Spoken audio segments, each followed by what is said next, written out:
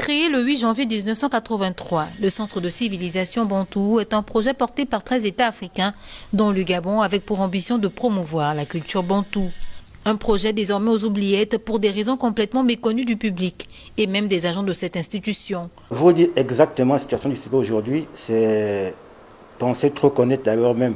Parce que cette situation est si profonde que on ne peut pas vous dire exactement ce qui se passe. Toutefois, nous constatons que rien ne va. Rien ne va parce que le CICIBA est créé en 1983 par la volonté des chefs d'État des pays membres, et en tête desquels feu président Omar Bongo Ondimba, paix à son âme immortelle. Je pense que le Gabon a obligation de loger l'institution. Le Gabon est de ce fait le pays du siège.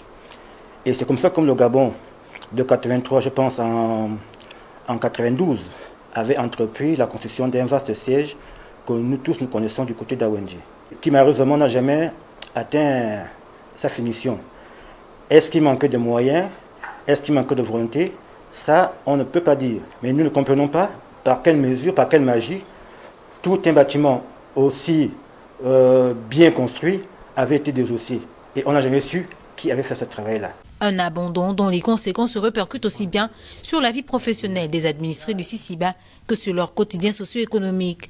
Après aujourd'hui plusieurs mois sans salaire et dans un contexte difficile de confinement, ces pères et mères de famille dans un cri de détresse. De 92 à 2019-2020, le CICIBA ne va que de manière décroissante. Manque de fonctionnement optimal. Aujourd'hui, le personnel local croupit dans une misère qui ne s'explique pas. Parce que comment comprendre que des pères et des mères de famille que nous sommes, travaillons au CICIBA, mais depuis 2018, nous ne percevons pas convenablement nos salaires, ou quasiment pas. Parce qu'aujourd'hui, ça fait quasiment 24 mois que nous sommes dans cette situation-là où nous ne percevons pas un radis. Nous avons fait ce que nous avions pu, c'est-à-dire notre statut nous oblige à garder de la retenue. Nous l'avions gardé depuis 24 mois. Mais nous pensons que ce n'est pas nous qui violons cette fois-ci. Nous ne violons rien. Nous réclamons tout juste ce qui nous est dû. Vous voyez que nous sommes en confinement. Vous voyez que le président de la République a donné des mesures strictes. Nous devions rester chez nous, attendre qu'on nous apporte des kits alimentaires. Mais le président du CICIBA n'est même pas enrôlé dans la GNAM-GS. On n'a aucune couverture maladie. On n'a pas d'assurance.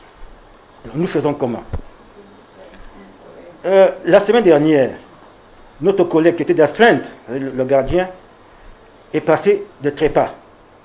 Parce que tout simplement, il n'avait pas les moyens de se prendre en charge. Et ça ne semble affecter personne. À qui le tour?